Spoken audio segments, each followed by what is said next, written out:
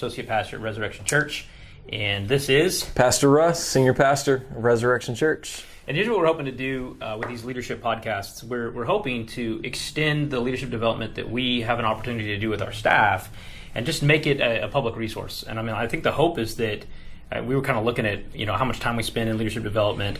And I was thinking about why do we keep this so limited to staff when in reality there could be volunteers, it could be people at our church, it could be just general public that might find it edifying and might find it valuable.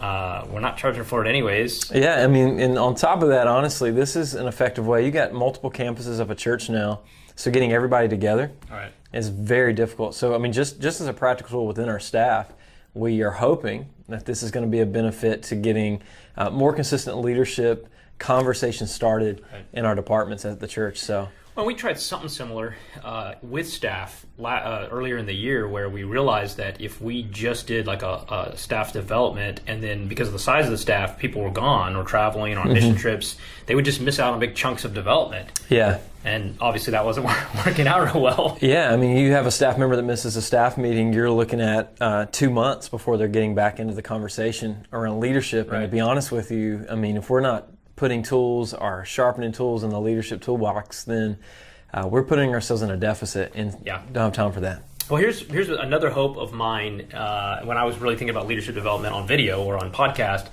is we used to have, when the church was smaller, it seemed like it was much easier for us to communicate vision and decision making and even direction. Just like, hey, here's what we're doing right now with the church as a whole. And then all of a sudden we got really big. Yeah. It feels like all of a sudden, I don't know if it feels like that to you, but it feels like that to me. I still feel the pains of it, but I mean, we have grown pretty exponentially here, and I think going from 3 to 4 and 500 people, and now to 1,000 plus, getting information to everybody in the church that attends frequently is a much more significant challenge than obviously when you had 600 or 700 less people. That you're trying to get the information to. So hopefully our goal is that this will get information within the context of our church out, and if it can in any way, amidst our dysfunction of trying to figure things out, help another church, then praise God. Cool.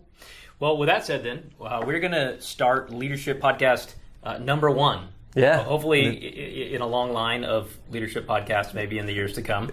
And that's the hope. That's the hope.